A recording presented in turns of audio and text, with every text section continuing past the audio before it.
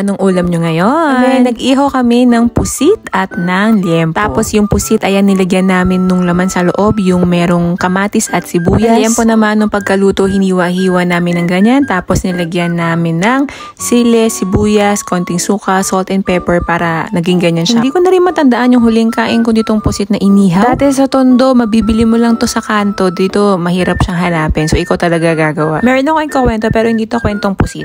Parang nakwento ko na nga rin ata to sa IG stories ko dati. So, nung grade 1 nga ako, sa classroom, merong row 1, row 2, row 3, row 4. Tapos, row 4 ako nun kasi ang apelido ko ay S. Tapos, ako yung pinaka nakaupo sa unahan sa row 4. Tapos, sa dulo ng row 4 na yun, ay meron akong classmate na parang wala siyang friends. Tahimik lang siya, pero mukha siyang mabait. Tapos, ako naman, parang naawa ako sa kanya kasi, ay, wala siyang friends. Baka sad siya.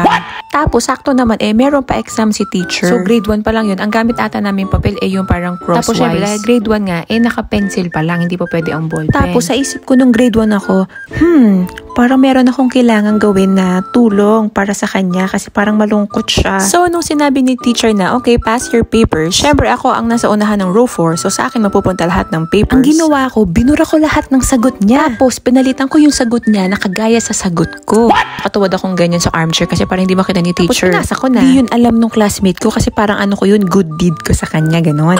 Tapos parang kinabukasan na ba yun o no? Basta na-check na ni teacher yung yung papers. Di binalik na sa amin yung mga papel. Ayun, nakita ko, ang dami naming mali. What? Mababa ang score namin.